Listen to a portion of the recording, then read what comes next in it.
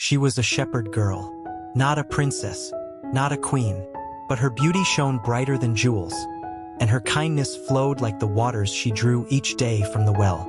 Her name was Rachel, and through a love story filled with patience, sacrifice, and God's unseen hand, her life would shape the future of Israel itself.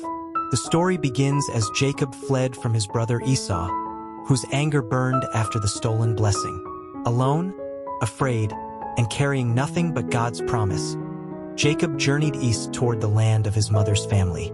The sun blazed over the desert hills as he approached the region of Haran. There, beside a well in the open field, shepherds gathered with their flocks, waiting for the great stone that covered the well to be rolled away. Jacob asked them, "Do you know Laban, the grandson of Nahor?" They replied, "We know him, and look, here comes his daughter Rachel with the sheep." As Rachel approached, guiding her flock with gentle care, Jacob's heart stirred. This was the woman God had led him to. Without hesitation, Jacob stepped forward. With surprising strength, he rolled the heavy stone from the well, a task usually done by many men together, and watered Rachel's sheep. Then Jacob wept aloud. He told her who he was, her relative, the son of Isaac. Rachel ran to tell her father Laban. Laban welcomed Jacob warmly, embracing him and bringing him into his home. For a month Jacob stayed, working among the flocks.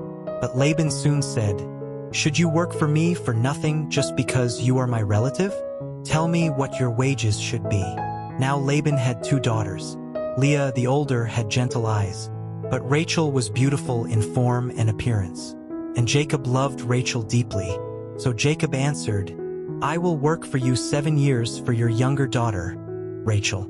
Laban agreed, and scripture says, the 7 years seemed to Jacob like only a few days because of his love for her. Day after day, under scorching sun and cold night skies, Jacob labored, driven not by duty, but by love. At last the 7 years passed.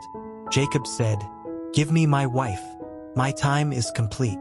A great feast was prepared. Celebration filled the night. But in the darkness, Laban deceived Jacob. Instead of Rachel, he gave Leah to him. And Jacob did not know until morning. When daylight revealed the truth, Jacob was shocked.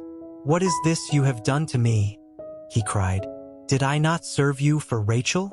Why have you deceived me?" Laban replied, "It is not our custom to give the younger before the firstborn. Finish this wedding week, then I will give you Rachel also, in return for another 7 years of work." Jacob agreed. 7 more years. 14 years of labor. 14 years of patience. 14 years of love proven through sacrifice. And at last, Rachel became his wife, the woman his heart had chosen from the beginning. But the story did not end in happiness alone. Leah bore children quickly, yet Rachel remained barren.